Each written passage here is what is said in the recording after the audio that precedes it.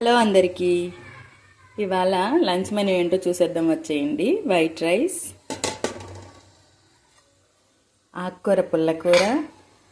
ముందే ఆకుకూర, టమాటాలు, ఎర్రగడ్డలు అంతా కట్ చేసి ఆకుకూర క్లీన్ చేసి పెట్టుకుని ముందుగానే పోపు వేసి కొంచెం చింతపండు, ఉప్పు, పసుపు వేసి రుబ్బేసుకొని బౌల్లోకి తీసేసుకుందాం.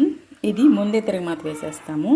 మామూలుగా మనం ఆకుకూర పప్పు అవి రుబ్బుకున్న తర్వాత కదా తిరుమాత వేసుకుంటాం, కానీ ఇలాగ అది ముందే తాలింపు వేసేస్తాం అన్నమాట.